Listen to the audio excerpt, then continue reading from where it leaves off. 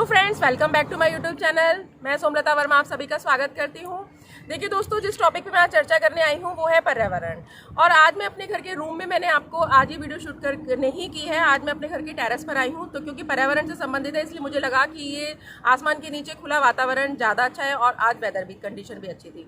तो दोस्तों शुरू करते हैं। देखिए दोस्तों, जैसा कि हम पिछले कई सालों से सुनते आ रहे हैं, देखते आ रहे हैं, पढ़ते आ रहे हैं कि जो पर्यावरण प्रदूषण की जो समस्या है वो बहुत ही तेजी से विकराल रूप धारण कर रही है। हम लोगों ने ही अपनी सुविधाओं के लिए जिन संसाधनों का निर्माण किया है उससे पर्यावरण में प्रदूषण की समस्या बहुत ही बुरी पड़ रही है। और आप देखिए, प्राकृतिक आपदाएं जैसे कि बाढ़ है, सुनामी है, भूकंप है, ये सब घटनाएं बहुत तेजी से लगातार बढ़ रही हैं, जिसकी वजह से जान माल का बहुत ही ज़्यादा नुकसान हो रहा है। दरअसल इन सब की वजह अगर हम जानना चाहें तो क्या है, हमारी धरती का जो इकोसिस्टम है उसमें आया हुआ बदलाव है और स्पेशली ग्लोबल वार्मिंग के बढ़ते हुए क्रम से क्या होता है कि बहुत ही ज़्यादा पर्यावरण प्रदूषण की समस्या विकराल होती जा रही है। अगर आप वैज्ञानिकों की माने तो ये देखिए कि उन्होंने इन आपदाओं का जो जिम्मेवार है वो किसको ठहराया है, प्राकृतिक जो संसाधन है उनके अंधाधुंध इस्तेमाल को। अब आप ये देखिए कि धरती का जो वजन है इतना ज़्यादा हो चुका है कि 2030 तक अगर हमें रहना है तो हमें रहने के लिए 2030 में धरती पर जगह नहीं मिलेगी। रिसर्च के मुताबिक हमें एक दूसरे प्लेनेट पर जाना पड़ेगा। और आप ये देखिए कि जो ये सब समस्याएं हैं इसके चलते हुए तो पर्यावरणीय प्रदूषण से बचने के लिए WHO ने जो वैश्विक स्तर पर एक दिन की घोषणा की 5 जून को, यानी कि 5 जून को विश्व पर्यावरण दिवस मनाने की घोषणा सबसे पहले सन 1972 में की गई, जो हर साल तब से अब तक मनाया जा रहा है। इस दिवस को मनाने का जो एक मुख्य कारण था वो यही था कि व्यक्ति को पर्यावरण के प्रति सचेत होना है और अपनी प्रकृति को बचाना है। प्रकृति और मानव के बीच में जो तालमेल है उसको बना के रखना है। तो दोस्तों चलिए हम जानते हैं इसी खास दिन के बारे में कुछ अहम बातें।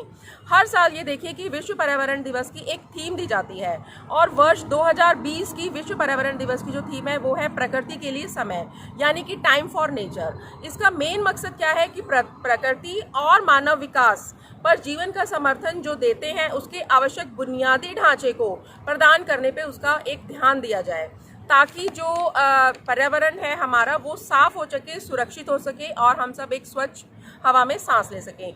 इस साल मनाए जाने वाला जो पर्यावरण दिवस है वो पिछले कई सालों से अलग है। हर साल आप ये देखिए कि विश्व पर्यावरण दिवस पर दुनिया के तमाम जो देश हैं वो आधिकारिक समारोह को आयोजित करते हैं, लेकिन इस बार के मेज़बान जो है जर्मनी है, उसके साथ साझेदार जो है कोलंबिया देश है।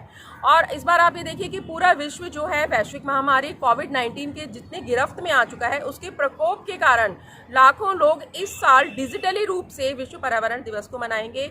भले ही मनुष्य ने लॉकडाउन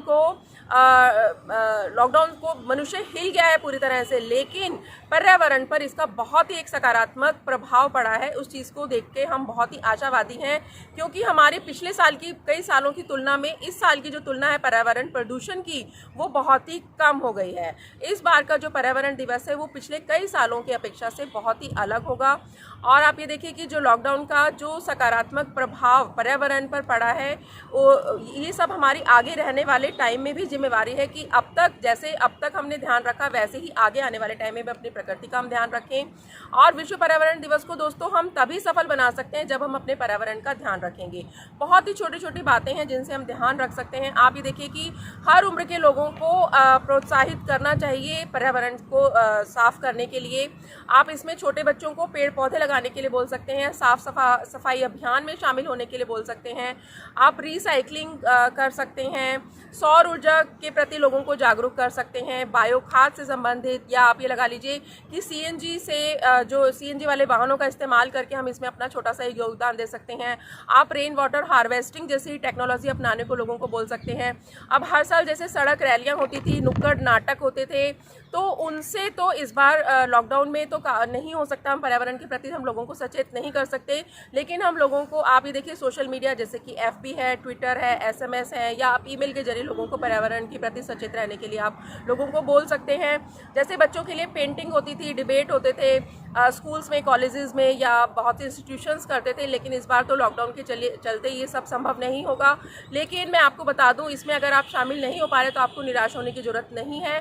आप घर बैठे ही UNEP की साइट पर जाकर आप खुद से ये प्रॉमिस कर सकते हैं कि भविष्य में आप कम से कम अपने घर या आसपास के पर्यावरण को स्वस्थ रखने का एक छोटा सा प्रयास कर सकते हैं।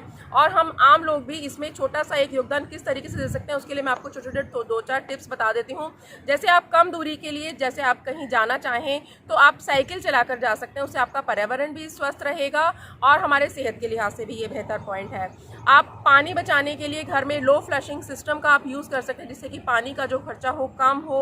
और छोटी छोटी चीज़ें जैसे कि आप शावर से नहाते हैं, उसकी जगह आप बाल्टी में भरकर और मग से आप नहा सकते हैं। ब्रश करते समय पानी का नल जो है धीमा कर सकते हैं। हाथ धोने में पानी का नल आप धीमा कर सकते हैं। अगर गमले में पौधे लगे हुए हैं तो आप उसको पाइप से पानी ना दें पौधों में, बल्कि आप बाल्टी और मग का उसमें इस्तेमाल कर सकते हैं।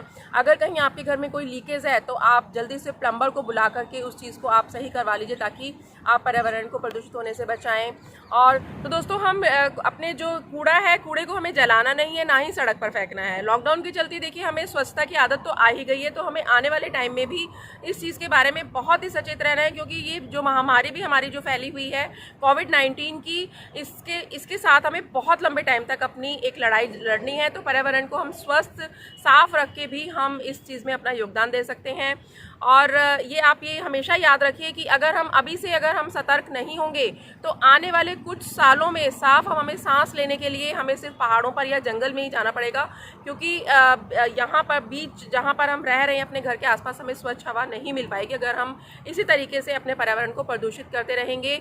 जो प्रदूषण है, हमारी सांसें जो है हमारी कम कर रहा है, इस चीज़ का हमें ध्यान रखना है। आज विश्व पर्यावरण दिवस जो है, इस मौके पर हमें ऐसा एक प्रण लेना चाहिए जो कि आने वाली पीढ़ियों को साफ सुथरी हवा देने में मददगार हो सके। और लास्ट में मैं अपनी बात इस हेनरी डेविड ने जो कहा है उससे समाप्त करना चाहती हूँ। उन्होंने कहा है कि भगवान का शुक्र है कि इंसान उड़ नहीं सकता, अगर उड़ता तो वो पृथ्वी के साथ आकाश को भी बर्बाद कर देता। तो इस चीज़ से हमें सतर्क रहना चाहिए, सेफ रहना चाहिए कि हमें इस तरीके से प्रदूषण को ख़त्म करने में अपना एक छोटा सा योगदान देना चाहिए। और अगर आपको मेरा ये वीडियो पसंद आया है दोस्तों, तो प्लीज़ इसको सब्सक्राइब करके शेयर ज़रूर कीजिएगा। Thank you.